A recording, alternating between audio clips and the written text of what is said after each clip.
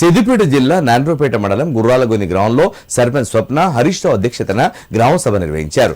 ఈ సందర్భంగా వారు మాట్లాడుతూ గ్రామాల్లో నెలకొన్న సమస్యలు గ్రామ సభల ద్వారానే పరిష్కారం అవుతాయని తెలిపారు. ప్రజలందరూ సకాలంలో ఇంటి పన్ను చెల్లించాలని కోరారు.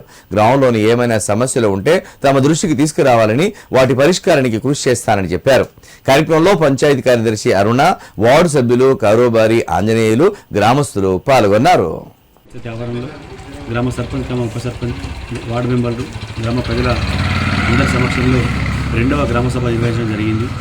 ముఖ్యంగా గ్రామస్తుల పైసలు, గ్రామస్థ నిధులు ఏ ఉన్నా గ్రామ ప్రజల ముందే పారదర్శకంగా ప్రతి రూపాయిని కూడా వారికి తెలియజేయడం జరిగింది. మనకు 15 ఫైనాన్స్ నుంచి నిధులు ఎంత వచ్చినాయి, మనం ఏ విధంగా ఖర్చు పెట్టుకుంటున్నామని చెప్పి గ్రామ ప్రజలందరికీ తెలిసే విధంగా ఈరోజు గ్రామ సభలో వాటిని వివరాలు తెలియజేయడం జరిగింది. ముఖ్యంగా గ్రామస్తులకు తెలియజేసేది ఏమనగా, మనము ఇప్పటికీ గ్రామంలో 95% చెత్త సేకరణ 100% జరుగుతూ ఉంది.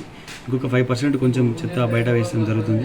మా దృష్టికి వచ్చింది కాబట్టి వారు కూడా 100% చెత్త సేకరణ జరిగేలా చూసి నల్లానీటిని వృధా చేయకుండా ఉండి మరియు ఇంటి పన్ను కూడా అందరు కూడా 100% కట్టాలని చెప్పి గ్రామ పంచాయతీ తరఫున కోరుకుంటున్నాం.